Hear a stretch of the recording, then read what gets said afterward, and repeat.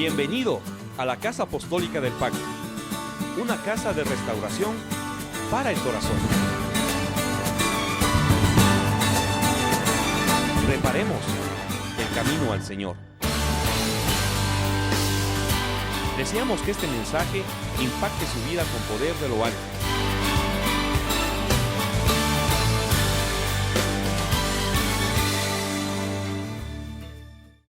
Gracias, Padre, por este día. Gracias, Señor, por lo que estás haciendo en cada una de nuestras vidas, en nuestros corazones. Pero por sobre todo, Padre, gracias porque haces de nuestro corazón un altar de alabanza para tu gloria y para tu nombre. Lo que más queremos, Padre, de todo corazón es ser circuncidados.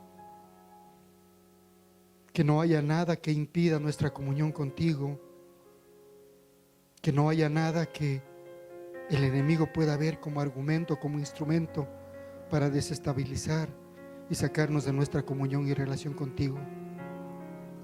Gracias por Yeshua, por Jesucristo nuestro Señor, nuestro Señor. Gracias por esa obra de la cruz. Gracias por esa resurrección, por esa sangre bendita derramada sobre cada uno de tus hijos. Gracias por esa obra de justificación. Gracias, Padre, por tu Espíritu Santo, el que hoy impera y está sobre tu pueblo. Gracias por abrir nuestros corazones y hacernos templos de tu Santo Espíritu. Te bendecimos en Cristo Jesús. Amén y amén. Bien, mis amados, el día de hoy vamos a continuar con el tema que ya habíamos iniciado hace un par de semanas, y obviamente tiene que ver con el tercer enemigo, como había dicho ya María Sol. Y este tercer enemigo, mis amados, no es nadie ni nada fácil. Es algo realmente para lo cual les pido que por favor pongan mucho ojo, porque es difícil cuando uno está en una guerra, está en una batalla, y uno no sabe cuál es el enemigo o contra qué está luchando. Definitivamente uno tiene que saber contra qué está luchando. ¿Y por qué esta lucha? Habíamos dicho ya inicialmente que las pruebas que el Señor permitió que Abraham pasara, siendo 10, estas 10 permitieron levantar altares. Y estos 10 altares lo único que hicieron es afirmar y confirmar aquella promesa, aquel pacto que el Señor hizo de darle a Abraham una promesa que tiene 3 partes, tiene 3 enunciados. Y obviamente pues uno de estos enunciados es darle la tierra por heredad. Entonces, cuando hablamos de tierra por heredad, hablamos del Canaán espiritual, hablamos de conquistar esa tierra prometida. Pero esta tierra prometida no es una tierra prometida como nosotros ya vimos inicialmente, la cual le fue entregada a Josué en bandeja de plata. De ninguna manera. Cuando Josué llegó a la tierra prometida, es decir, a Canaán, ahí se enfrentó prácticamente a enemigos, y allí había batallas que luchar y victorias por conquistar. Cuando Josué pasó con todo el pueblo de Israel ya para tomar la tierra prometida, antes de circuncisión, antes de ser circuncidados en Gilgal, ellos tuvieron que pasar el río Jordán. Y aunque muchas veces para nosotros estos nada más son datos geográficos o datos históricos, quiero decirte que espiritualmente hablando no es así. Siendo la palabra de Dios espíritu, siendo espíritu mismo, la palabra cuando nos habla del río Jordán nos está diciendo exactamente de lo que significa, y el río Jordán significa la muerte y la resurrección de nuestro Señor Jesucristo. Y desde un punto de vista espiritual, el creyente tiene que pasar por este río Jordán. Es decir, nosotros no vamos a llegar a la tierra prometida si no pasamos a través de la obra de Jesucristo, es decir, sin haberle aceptado, sin hacerle el Señor de nuestras vidas. Recordemos, amados, también que habíamos dicho que cuando hablamos de Canaán, cuando decimos Canaán, Canaán no viene a ser un lugar físico aquí en la tierra, ni tampoco es un lugar en el cielo a donde vamos a ir luego de que muramos. Cuando hablamos de Canaán o hablamos de la tierra prometida, estamos hablando de una obra o de un obrar aquí y ahora. Es decir, que el Canaán, la tierra prometida que el Señor nos prometió, está aquí en la tierra. Y obviamente, lamentablemente, digamos así, lamentablemente la religión se encargó de postergar y darle largas a nuestro posicionamiento en esta tierra prometida que el Señor nos dio. Y obviamente, ¿por qué digo religión? Porque la religión levantó ídolos, la religión levantó formas, levantó ritos, y eso lo único que hizo es, más allá de acercarnos a nuestra tierra prometida, a nuestra heredad que el Señor nos prometió, lo único que hizo es apartarnos, porque nosotros, los que tenemos o que tuvimos en algún momento un trasfondo religioso, obviamente pues fincamos toda nuestra esperanza en la religión, y te digo, mi amado, la religión no te va a llevar a ningún lado. La religión lo único que te hace es apartarte del propósito de Dios, porque Dios no es religión, Jesucristo no es religión, Él es una relación, Él es verdad. Recuerden ustedes cuando estuvo ante Pilatos y el Señor le dice que Él es la verdad. Pilatos no supo cómo, no sabía qué es verdad, no sabía si era un concepto, si era una metáfora, si era una verdad, si era una persona, y por eso le dice, ¿y qué es la verdad? Y obviamente el Señor se quedó callado, porque la pregunta que Pilatos hizo era incorrecta. Si él hubiera preguntado, ¿y quién es la verdad? Yo estoy casi seguro, esto es mío, estoy casi seguro que el Señor Jesucristo se hubiera presentado. Pero como le preguntó, ¿y qué es la verdad? Obviamente se dio cuenta que no entendía. Entonces, yo recuerdo cuando mi papá sabía decir, cuando era muchacho, a palabras necias, oídos sordos. Entonces el Señor Jesús lo que hizo, se quedó callado, ¿no? Entonces, de la misma manera nosotros en este tiempo, en este transitar por esta tierra, lo que nosotros tenemos que entender es de que hemos sido llamados para batallar y para luchar. Yo no sé si ustedes tienen el boletín del día de hoy. Dice que somos ¿qué cosa? ¿Que somos qué cosa? Ejército de santos. Mis amados, un ejército no se lo levanta para hacer fiesta. Un ejército tiene que estar preparado para la batalla. Y si la palabra dice aquí que esta casa es un ejército de santos, estamos hablando de que somos un ejército. Y si somos un ejército, obviamente estamos siendo preparados para una batalla. Entonces, no es casualidad de que tú y yo estemos en este lugar, que estemos en esta casa. Si el Señor un día te llamó y te puso en este lugar, es porque el Señor sabía el ADN que tú tienes en ti, aunque tú así no lo veas. Aunque tú no lo veas, seguramente ya eres de la marina o eres de la aviación o eres del ejército, y a lo mejor lo único que te falta es que te pongan el uniforme, pero en todo caso, si es que tú estás aquí es porque el Señor sabía que tú tienes ese carácter, ¿no? Ese carácter valiente, ese carácter que está dispuesto a batallar sus bendiciones, que no se deja llevar por vientos de doctrina. De la misma manera, mis amados, el creyente, espiritualmente hablando, en este tiempo está involucrado en una lucha, y la lucha obviamente es contra tres enemigos. Y hemos visto ya cuál es nuestro primer enemigo, ¿no es cierto? Miren, el hombre, el cristiano, el creyente tiene tres enemigos en su vida, aquí en la tierra. Y la Biblia así lo extrae, son el mundo, el demonio y la carne. Y más adelante vamos a hacer un corto resumen de lo que significa cada uno de estos. Pero anteriormente ya hemos visto dos enemigos con los cuales el hombre, el cristiano, el creyente tiene que luchar. Cuando digo hombre quiero decir el ser humano, el creyente. Entonces estos tres enemigos, obviamente contra estos tres enemigos hay estrategias específicas y puntuales que vamos a utilizar, y lo voy a mencionar posteriormente. Pero el día de hoy nos vamos a centrar en lo que es nuestro tercer enemigo, y el tercer enemigo obviamente se refiere a Satanás. Y así como Josué tuvo que enfrentar estas tres batallas, el cristiano también está llamado a enfrentar estas tres batallas para conquistar su heredad, para conquistar la tierra prometida, para conquistar ese Canaán espiritual. Como les decía, amados, si los cristianos no hemos conquistado, si los cristianos no estamos como cabeza y seguimos siendo cola, es porque lamentablemente nos hemos dejado llevar por religión. Y la religión lo que ha hecho simplemente es aislarnos, es decir, nos llevó de una cultura de reino Porque yo te digo, si tú vas a la palabra de Dios, tú vas a ver que cuando el Señor Jesucristo dio su mensaje, siempre les habló a sus discípulos en función de ¿qué? Reino, el reino de los cielos, el reino de los cielos.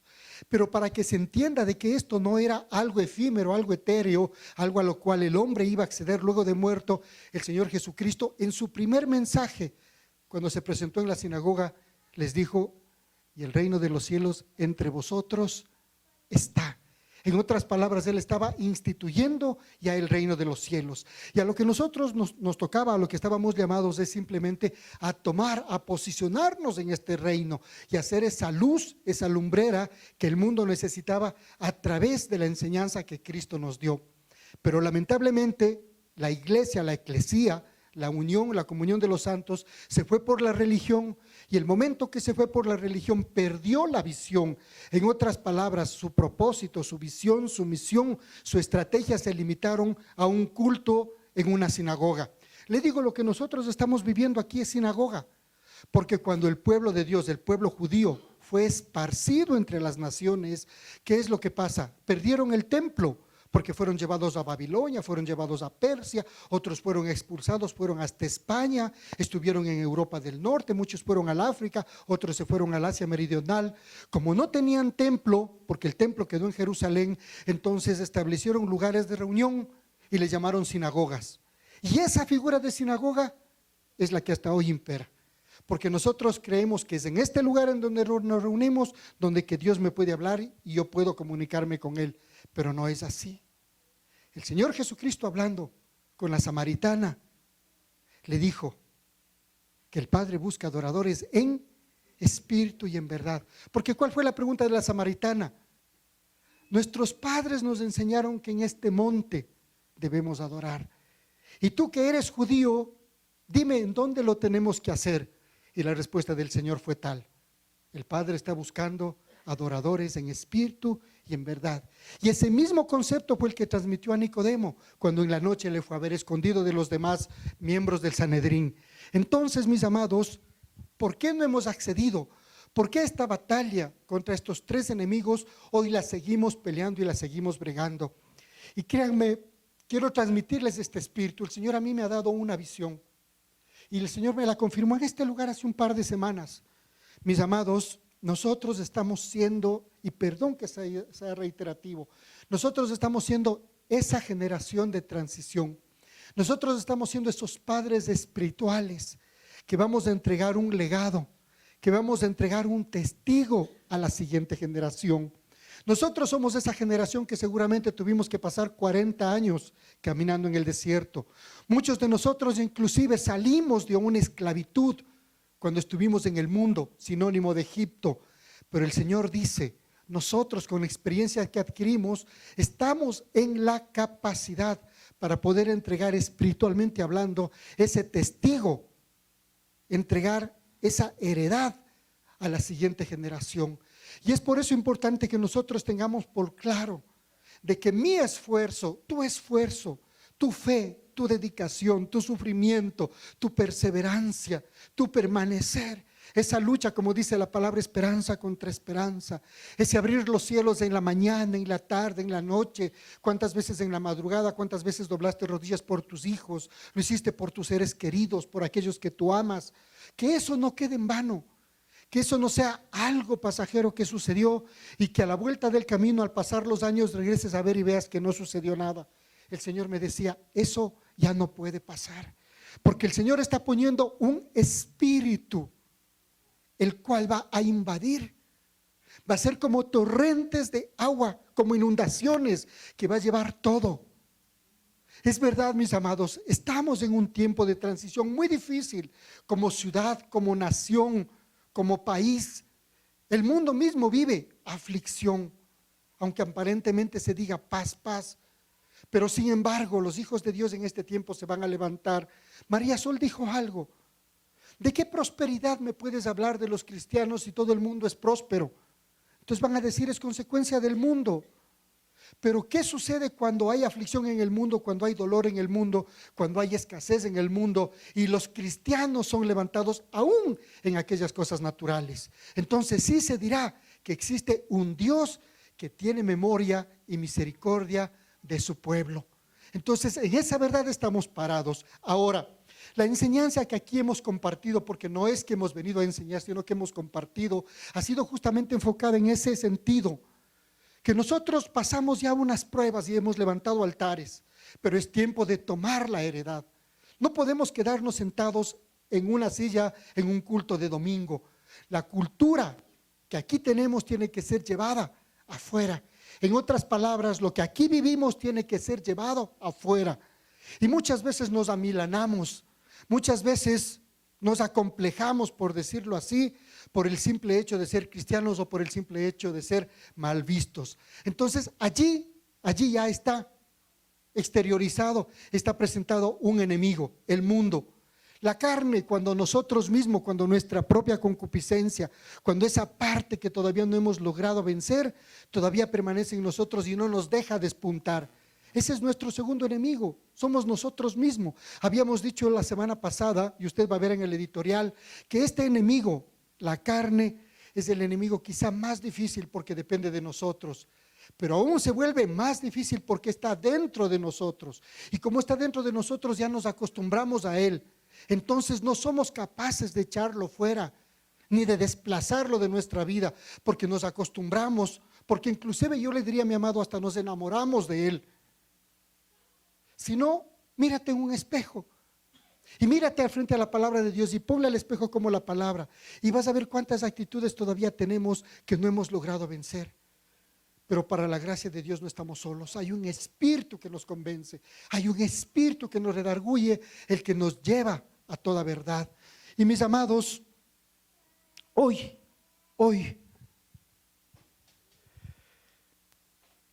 existe un peligro latente dentro de la iglesia. Y ese peligro es creer que necesitamos dos cosas para vivir una vida cristiana. Y la una es creer que el conocimiento es suficiente. Es decir, creer que mientras más sabes, te es suficiente y ya tienes ganado el cielo. Y el otro peligro es creer que porque tú aprendes una jerga, escúchame por favor esto, por creer que tienes una jerga de fundamentos de fe cristiana, te va a permitir acceder al cielo. Es decir, aleluya, gloria a Dios, tener hasta ciertos ritos. Y esto no es así. ¿Sabes? Esto lo único que te lleva es a tener una fe apática, porque tú crees que con tener un rito, tener un ritual, ya tienes conquistada tu tierra prometida. Y esto no es así, mis amados. Yo creo que es tiempo de entender, yo creo que es tiempo en que el cual la iglesia avisore cuáles son esos enemigos que definitivamente los tiene que vencer, porque no estamos dispuestos a ceder más terreno. Yo te pregunto, si has pasado por una enfermedad, por una pérdida, sea una pérdida de salud, una pérdida de un familiar, un divorcio, tal vez un negocio, dime, ¿quién estuvo tras de todo esto? ¿Acaso no te causó dolor, aflicción, angustia, tal vez un abandono?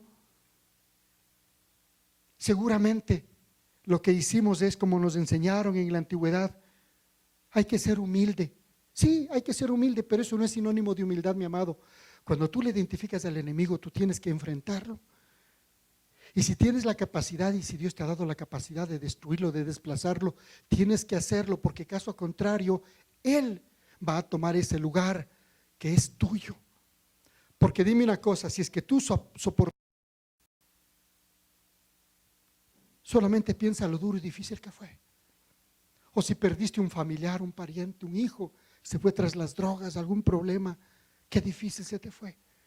La pregunta es, ¿estarías dispuesto nuevamente a entrar en un proceso de los mismos? Solo si no aprendiste la lección tendrías que repetirlo. Y yo pienso que ninguno de nosotros está dispuesto a repetirlo. Y a suficiente lágrima, ¿verdad? Y a suficiente desgarro de corazón. Entonces tenemos que salir de esa zona de confort, que aunque no es confortable, pero ha venido a ser una zona un tanto cómoda. Prefiero seguir sufriendo, lacerando, lamiéndome las heridas y no enfrentar al enemigo y no ponerle freno y decirle, basta, hasta aquí llegaste y de aquí yo tomo autoridad en mi vida.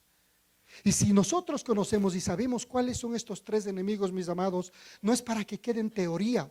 En determinadas épocas, etapas de tu vida, tú te vas a enfrentar y vas a tener que saber cuáles son las herramientas, cuál es el arma que el Señor te ha dado para poder confrontarlo y para poder desplazarlo y que no afecte a tu vida como hijo, como hija de Dios. Ahora bien,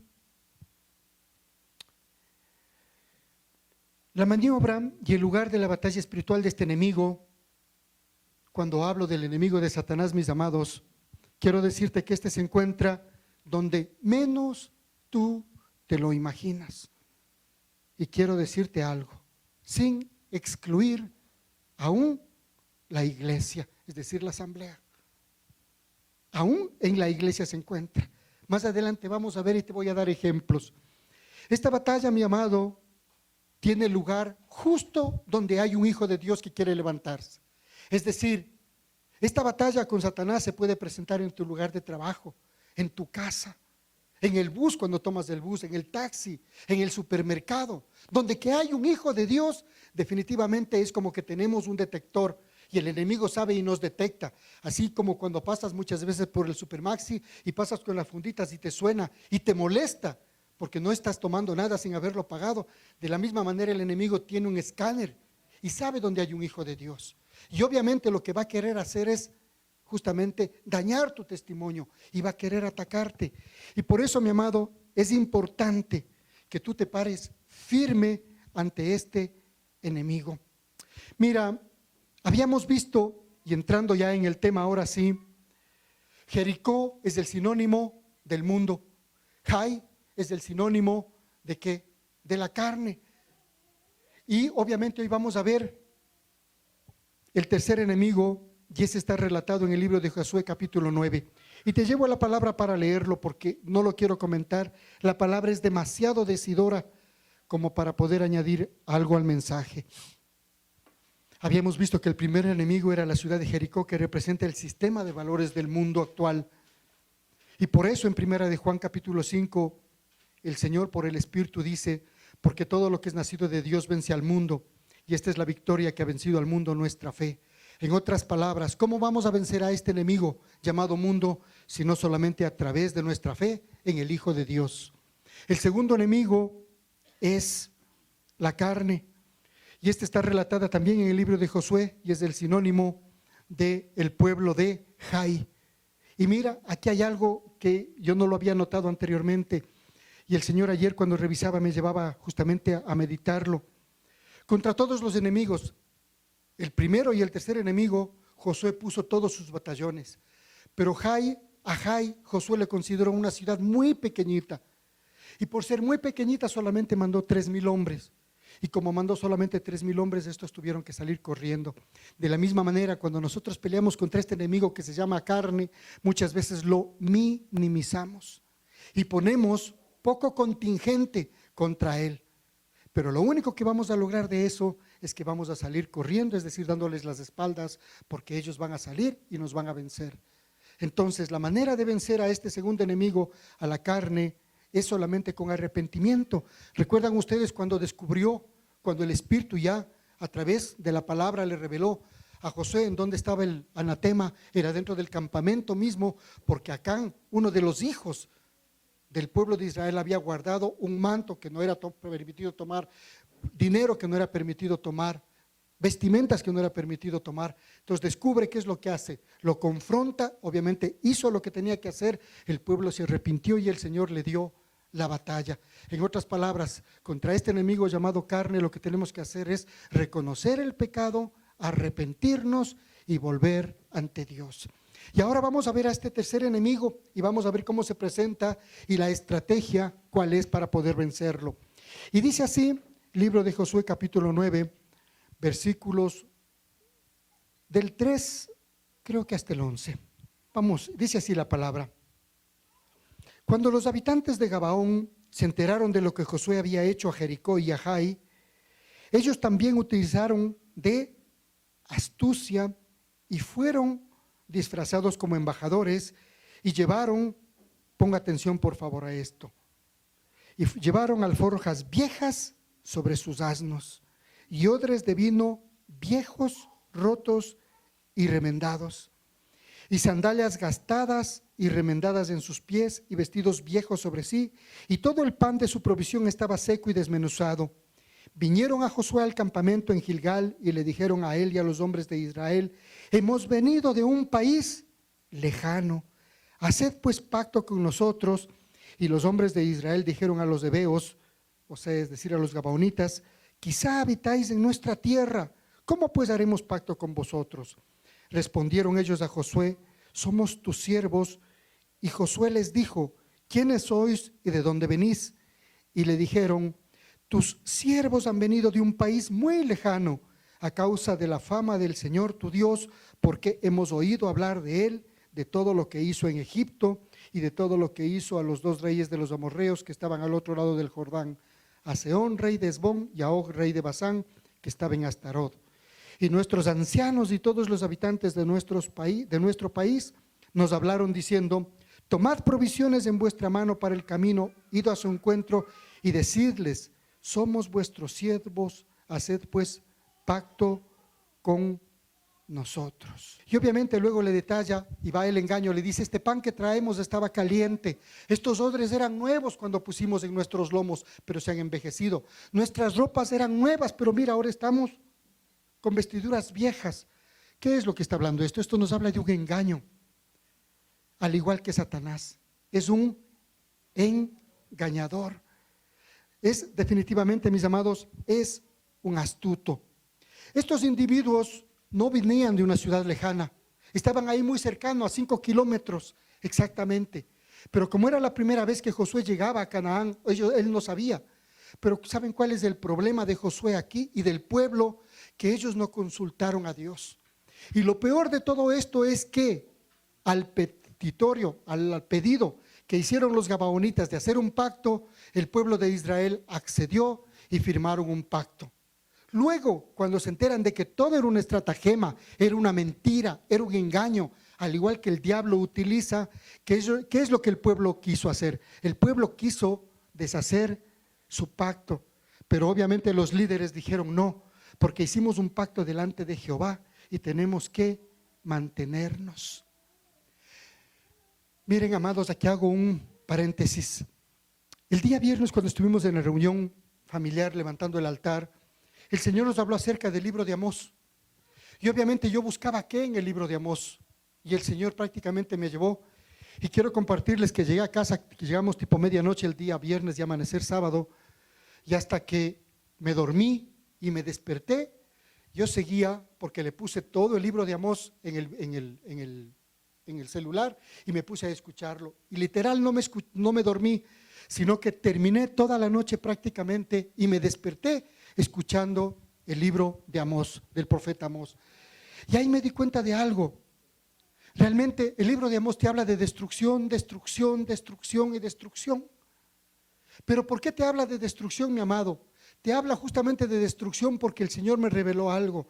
Y el problema es que los 3 enemigos con los cuales el pueblo de Israel tenía que luchar, esos 3 enemigos no fueron vencidos por el pueblo de Israel. Y años después, el pueblo de Israel tuvo que seguir luchando con esos mismos 3 enemigos. Y de la misma manera hoy, mi amado, 2500 años más tarde, tenemos que seguir luchando contra estos 3 enemigos. ¿Por qué razón? Porque no fueron vencidos del todo. Y el Señor me decía: es que esta batalla no es una batalla que hoy la hace y la generación que viene ya va a disfrutar. No, quiere decir que nosotros le vamos a enseñar a la nueva generación cómo pelear esa batalla, de tal manera que no les lleve el mismo tiempo que a nosotros nos llevó derrotar a nuestros enemigos. Y es así, mi amado, que ya yendo en el tema, el Señor, cuando le dijo a Josué que tome Canaán, el Señor le dijo: destruye toda la tierra de los cananeos, destruye. Pero lamentablemente ellos hacen un pacto y mantienen vivos a los de Gabaón. ¿Y esto qué significó, mis amados? Que había una buena intención de parte de Josué. ¿La intención cuál era? Obedecer a Dios definitivamente, pero él fue engañado. Y fue engañado por la astucia de los gabaonitas. Nadie en Israel buscó cuál era la voluntad de Dios. Simplemente se dejaron llevar por su corazón. En otras palabras, un corazón bonachón. Pobrecitos, sí, de lejanas tierras vienen. Pero cuando el enemigo, en especial, mi amado, te digo, este enemigo está frente de ti, tú no puedes hacer alianza con él. Tienes que destruirle. Porque caso contrario, si tú no le destruyes a este enemigo te destruirá a ti. Amados, de la misma manera como los gabaonitas se acercaron a Josué, de la misma manera Satanás, el diablo, se acerca a nosotros hoy y se disfraza con propósitos atractivos y convincentes.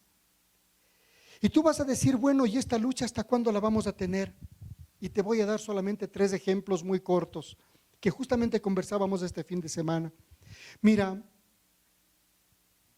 el diablo es tan atrevido que aun cuando el Señor Jesucristo fue llevado al desierto por el Espíritu durante 40 días para preparación para su ministerio, aún en ese lugar, el diablo se le acercó y le dijo, mira, todo lo que tienes me ha sido dado. Si postrado me adoras, yo te daré todos los reinos del mundo. Dime una cosa, en estos 40 días que el Señor se fue de ayuno y de oración, ¿qué es lo que buscaba el Señor Jesús? ¿Tener qué? Comunión con Dios, con su Padre, levantar un altar. En otras palabras, cuando tú quieras levantar un altar, el enemigo estará presto para distraerte, para traer atención a tu mente, a tu corazón y distraerte del propósito. Mira, otro ejemplo claro es en el aposento alto, cuando estaban reunidos los discípulos y el Señor, vísperas de él ser tomado. Estaba el Señor Jesucristo allí, pero dice la palabra y relata que vino Satanás y se posó, en otras palabras, tomó la vida de Judas. ¿Te has puesto a pensar qué hacía el diablo en una reunión en donde el Señor estaba ministrando a sus discípulos? Así es de atrevido. Y ahora te voy a dar el altar más importante que relata el Nuevo Testamento. Y ese es cuando el Señor Jesús estaba en el huerto de Getsemaní. Estaba preparándose para la obra. Estaba preparándose cual Isaac para ser entregado. Y había todo, yo diría que había espiritualmente, había todo un proceso que tenía que ser presentado delante del Padre para que pueda ser encontrado acepto. Y aún en este lugar se presenta el enemigo. Y el Señor Jesucristo tiene que levantar su voz y decir, Padre, si es posible, aparte de mí esta copa, mas no se haga mi voluntad, sino la tuya. Entonces, ¿qué te quiero decir con esto, mi amado? Que este enemigo con el cual nosotros nos enfrentamos es un enemigo que efectivamente tiene poder. Y el poder que tiene es el poder que el hombre le asignó cuando pecó. Porque en el jardín del Edén nosotros le extendimos, le entregamos nuestros derechos porque el derecho era nuestro. Y cuando le entregamos a través del pecado, entonces el enemigo tuvo poder, dominio y autoridad. Ahora, vamos a recordar lo que dice la palabra en 2 de Corintios capítulo 11. Mira, en 2 de Corintios 11, versículo 14 y 15, el apóstol Pablo, escribiéndoles a los corintios, dice, mira, estos 2 versículos que te voy a leer, no los quiero dejar así sueltos porque tienen un contexto. ¿Sabes el contexto en el cual Pablo lo dice? Pablo estaba defendiendo su apostolado. Y mira cómo comienza esta porción de la palabra, pues os desposé a un esposo para presentaros a ustedes, iglesia, como virgen para Cristo. Pero temo que así como la serpiente con su astucia engañó a Eva, vuestras mentes sean desviadas de la sencillez y pureza de la devoción a Cristo. Este es el inicio de la palabra. Y justamente basando su argumento en la labor, en el trabajo que Pablo había hecho, termina diciendo en los versículos 14 y 15, dice, y esto, es decir, este engaño, no es sorprendente, porque el mismo Satanás se disfraza de ángel de luz. Así que no es extraño si también sus servidores se disfrazan de servidores de justicia, cuyo fin será conforme a sus obras. En 2 de Corintios 6:17 el mismo apóstol Pablo dice así: por lo cual salid de en medio de ellas y apartaos, dice el Señor. Y este mismo petitorio hace el evangelista Juan a la iglesia en Apocalipsis 18:4.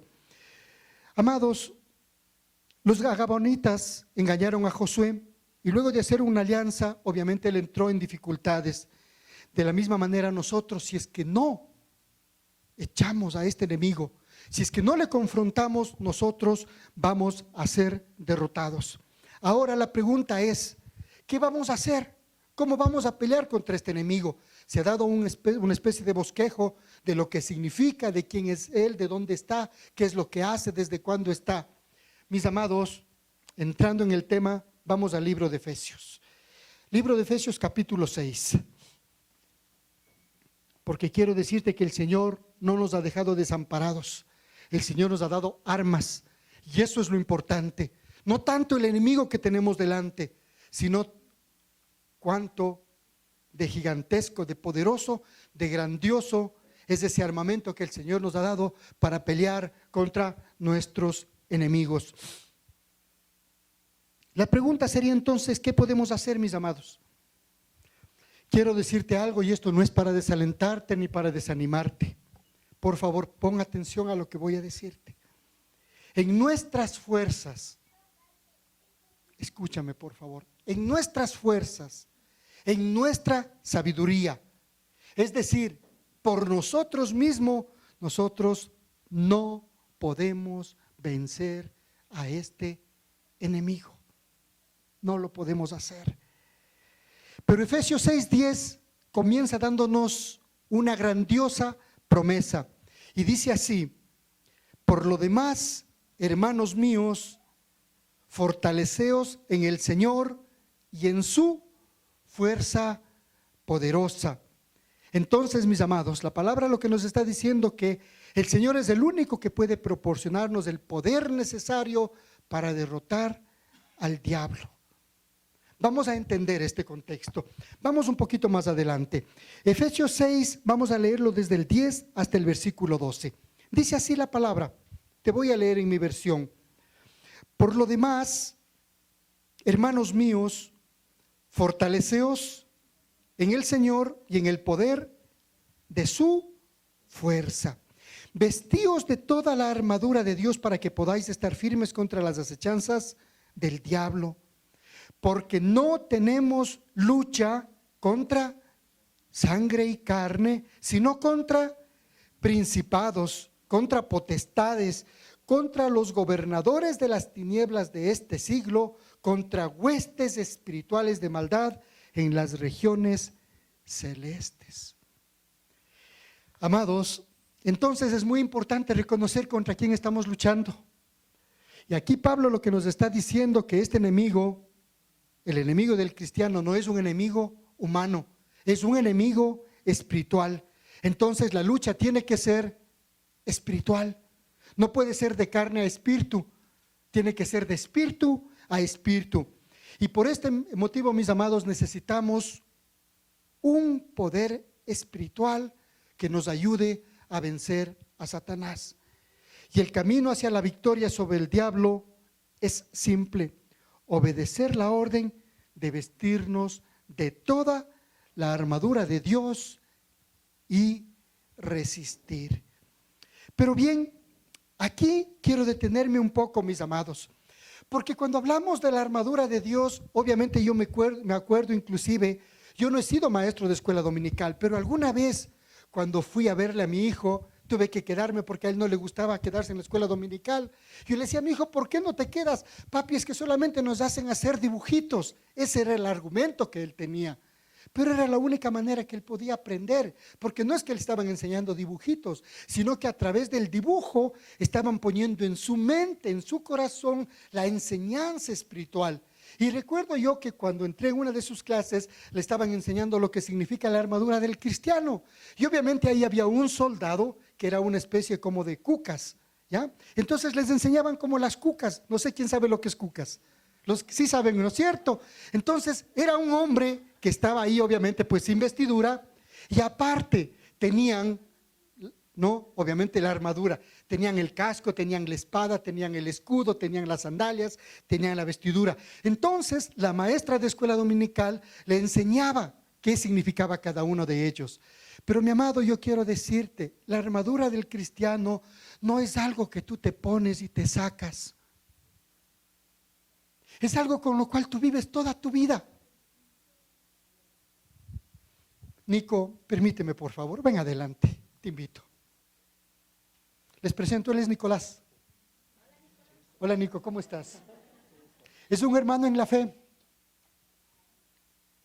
¿Cuál es tu profesión? Militar de la Fuerza Aérea. Eres militar de la Fuerza Aérea. Sí. Cuando te retires, ¿qué vas a hacer? Me retire igual.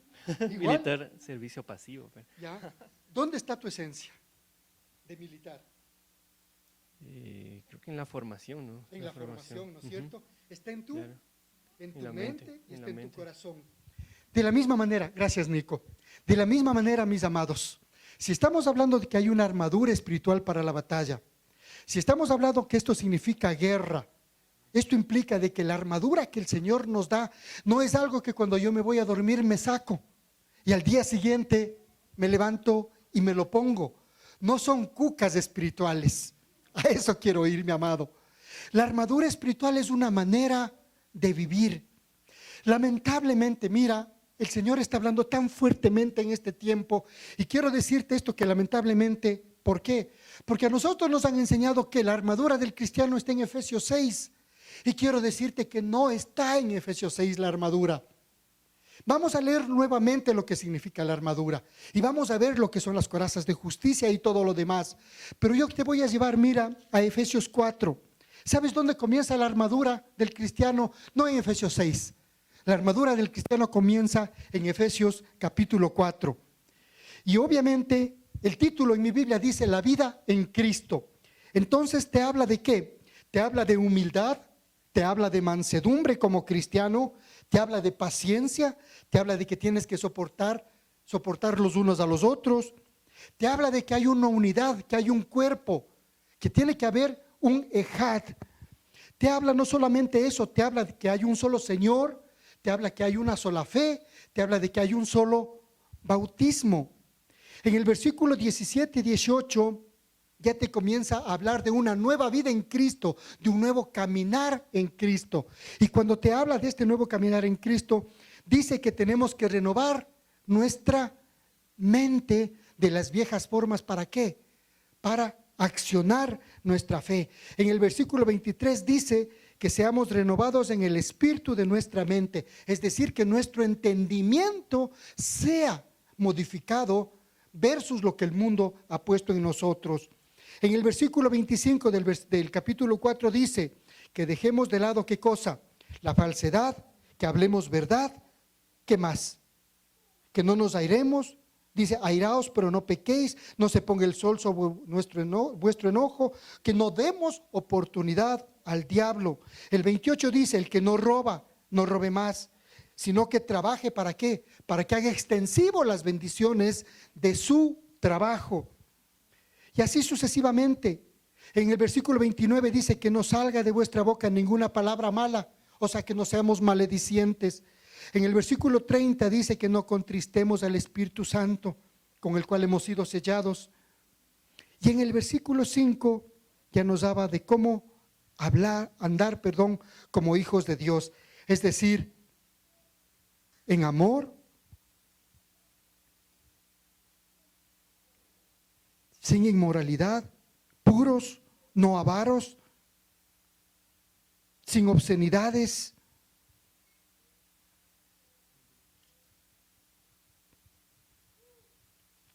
que demos fruto.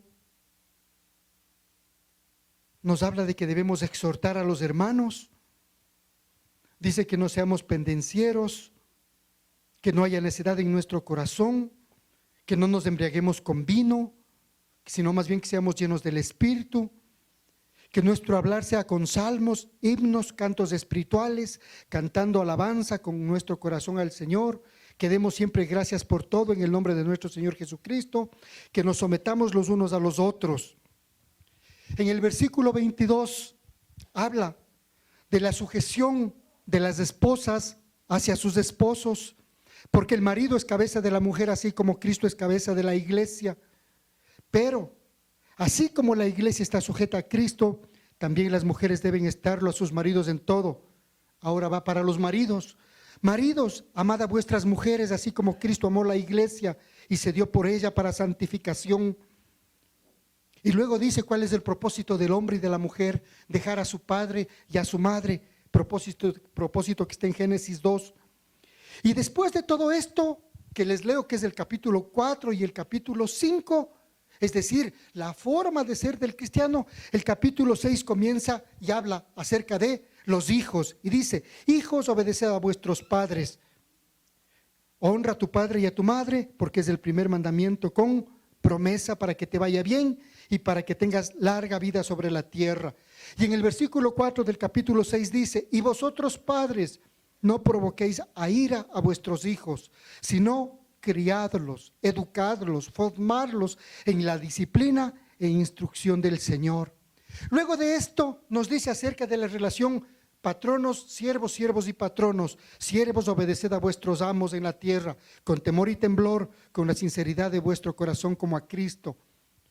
En el versículo 7, servid de buena voluntad como al Señor y no a los hombres.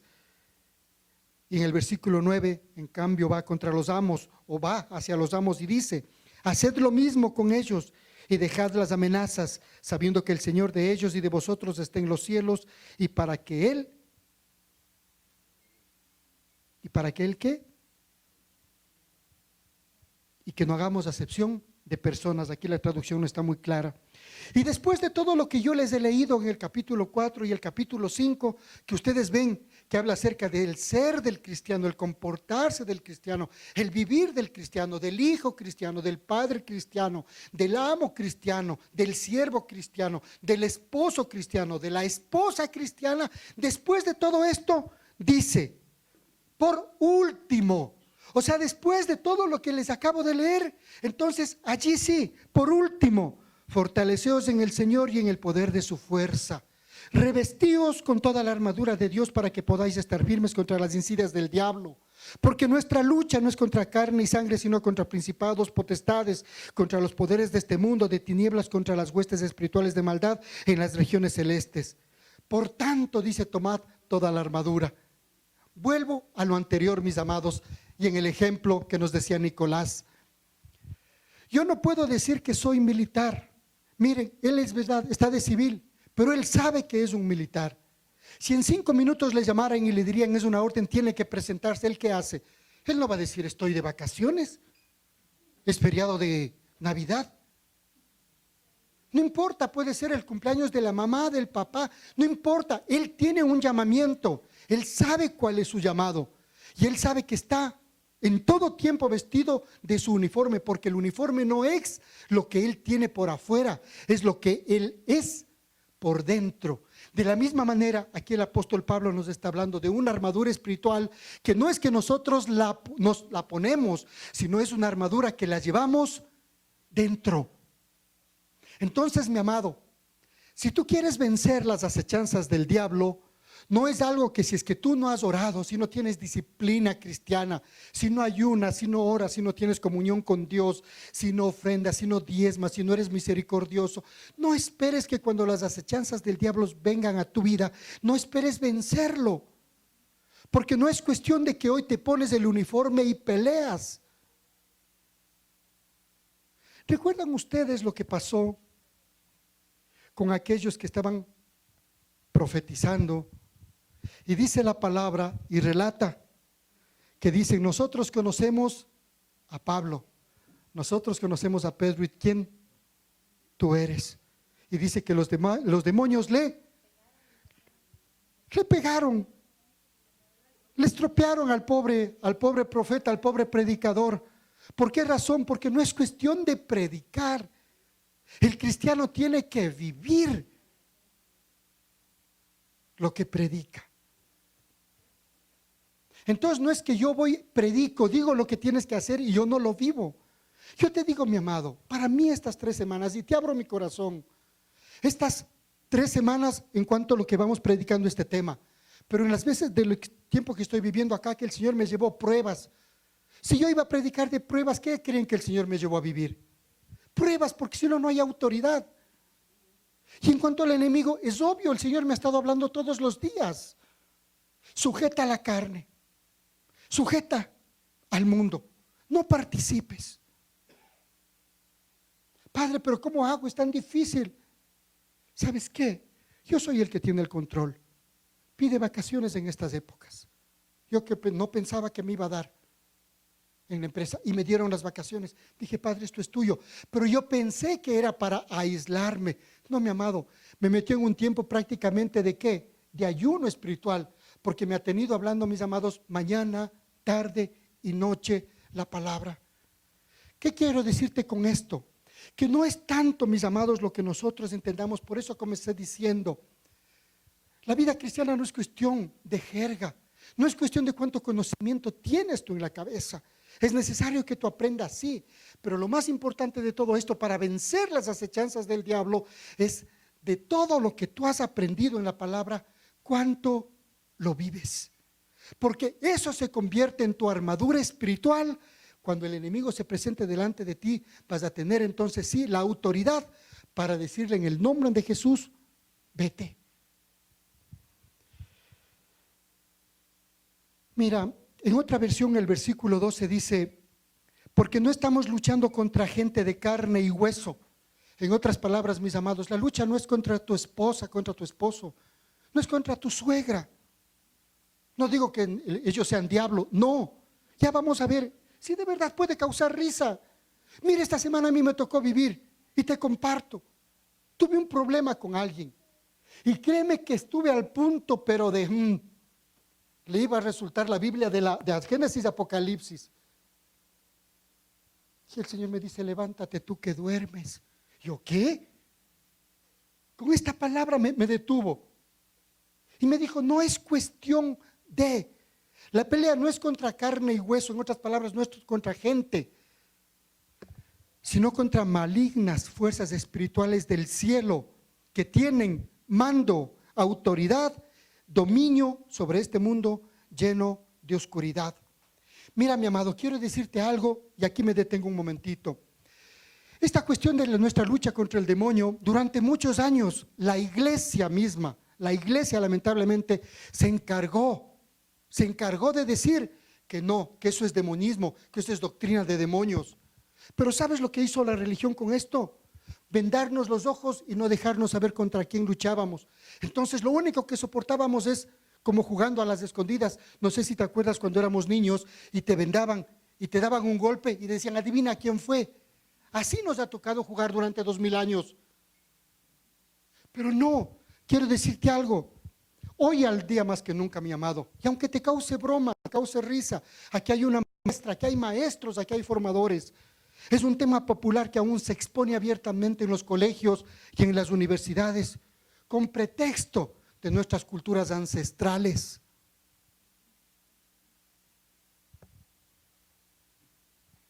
Hoy sabemos que hay sectas, que hay iglesias satánicas, y allí suceden cosas muy extrañas.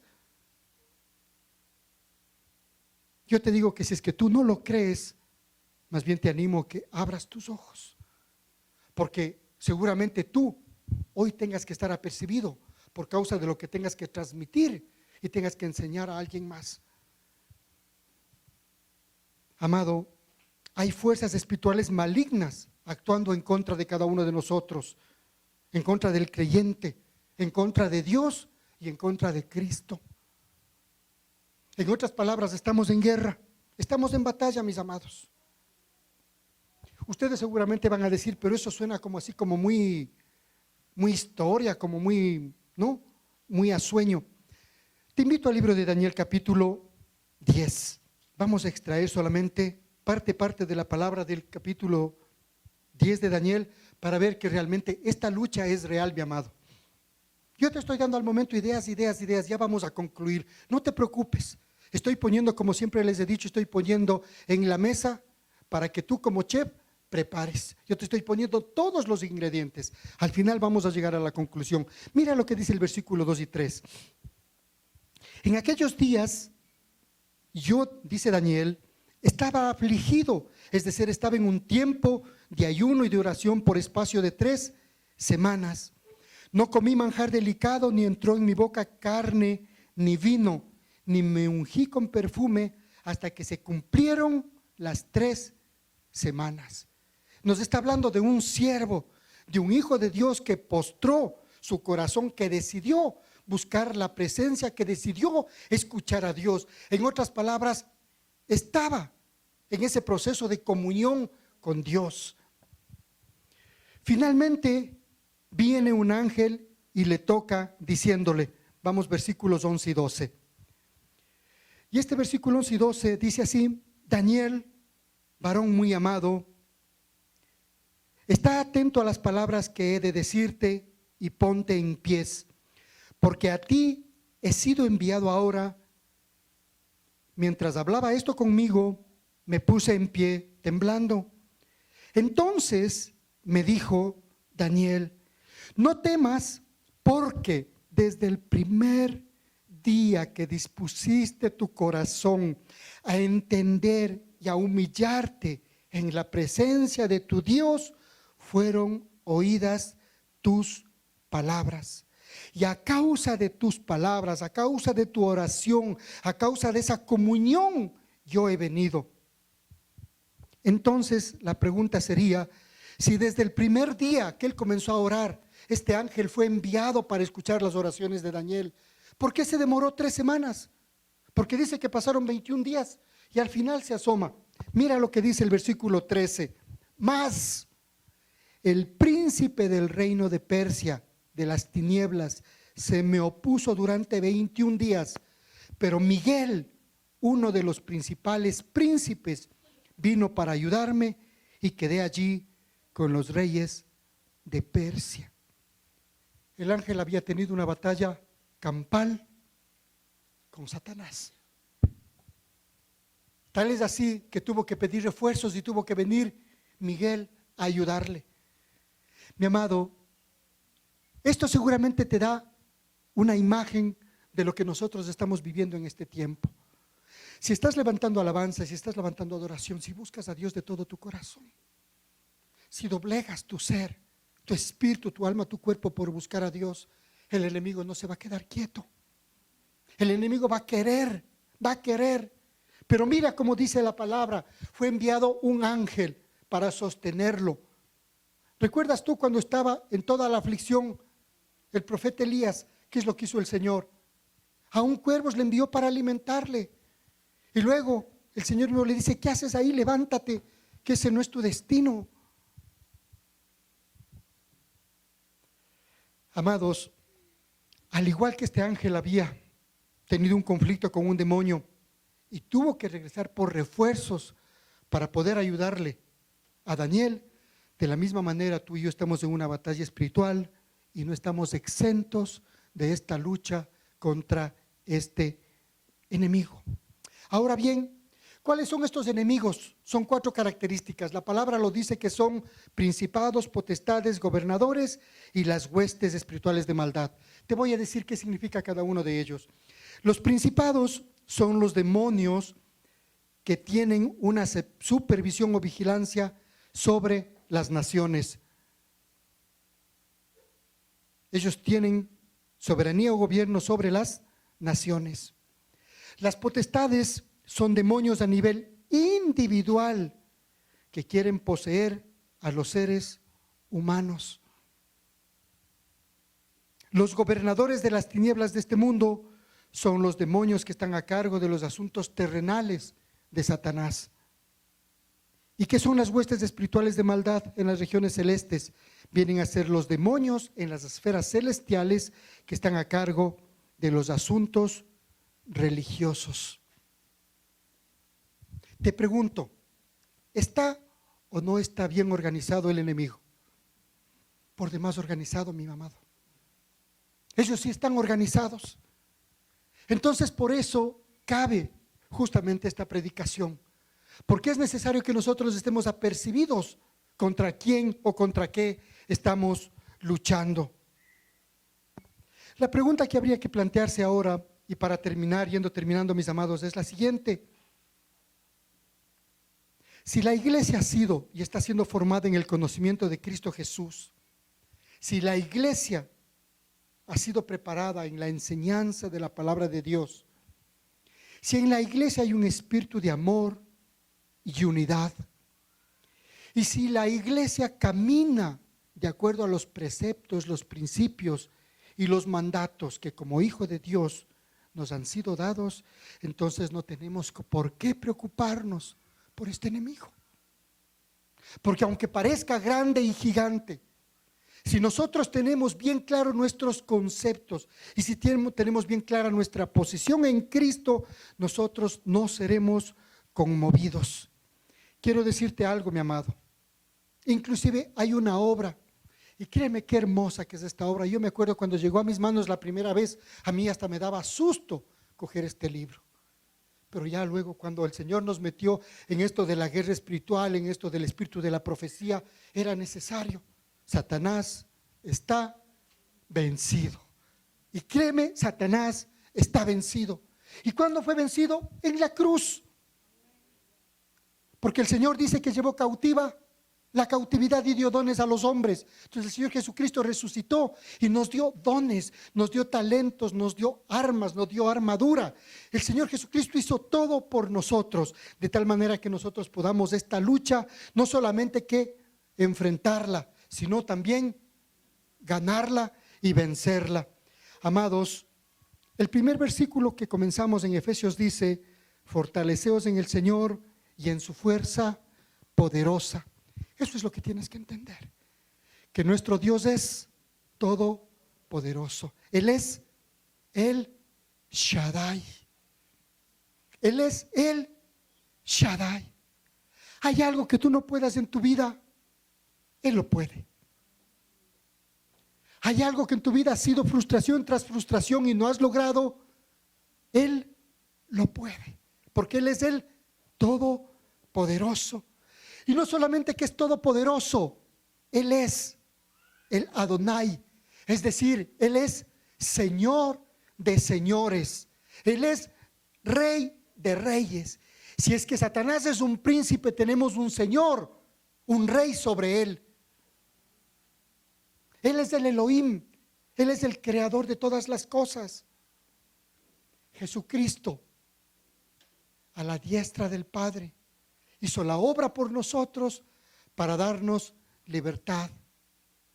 Recuerden el versículo de Gálatas la semana pasada: con Cristo estoy juntamente crucificado, y ya no vivo yo, mas vive Cristo en mí. Y lo que ahora vivo en esta carne, lo vivo en la fe del Hijo de Dios, el cual me amó y se entregó a sí mismo por mí en la cruz. Si Cristo vive en mí, ¿Satanás puede conmigo? Está vencido, porque Cristo ya lo venció, mi amado. Y ese es el mensaje. Entonces, aunque grande, aunque potente parezca, es burbuja de jabón, mi amado, si estás en Cristo. Amén. Y este es el mensaje que te traigo hoy. En Cristo somos más que vencedores. Gloria a Dios. Así de simple, así que no era tan grande este enemigo, para la gloria de Dios. Amén. Gracias por haber compartido con nosotros este tiempo de esperanza para su vida. Para obtener este y otros mensajes, visítenos en www.casaapostolicadelpacto.com.